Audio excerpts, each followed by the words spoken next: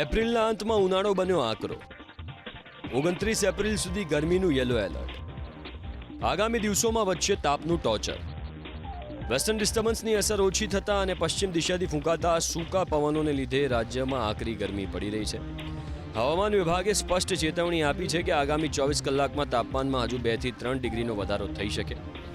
આકરા તાપને લીધે બપોરે 12 થી 4 વાગ્યા સુધી શહેરોના રસ્તાઓ પર કરફ્યુ જેવો માહોલ જોવા મળી રહ્યો છે. ના છૂટકે બહાર નીકળતા વાહન ચાલકો મોઢે રૂમાલ, હેલ્મેટ અને ચશ્મા પહેરીને લૂથી બચવાનો પ્રયાસ કરતા નજરે પડી રહ્યા છે. તાપના ટોર્ચરની વાત કરીએ તો 7 શહેરોમાં તાપમાનનો પારો 40 ડિગ્રીને પાર થયો છે. રાજકોટમાં સૌથી ઊંચું 42.7 ડિગ્રી તાપમાન નોંધાયું, જ્યારે અમરેલીમાં 42.5 ડિગ્રી અને સુરેન્દ્રનગરમાં 42.1 ડિગ્રી તાપમાન નોંધાયું. અમદાવાદમાં પણ આગ ઝરતી ગરમીને પગલે તાપમાન 41.5 ડિગ્રી પર પહોંચ્યું, તો ભુજમાં 41.2 ડિગ્રી, વલ્લભ વિદ્યાનગરમાં 40.1 ડિગ્રી અને ગાંધીનગરમાં 40 ડિગ્રી તાપમાન નોંધાયું. વડોદરા અને સુરતમાં 39.8 ડિગ્રી, તો કેશોદમાં 39.3 ડિગ્રી અને ડીસામાં 39.2 ડિગ્રી તાપમાન નોંધાયું.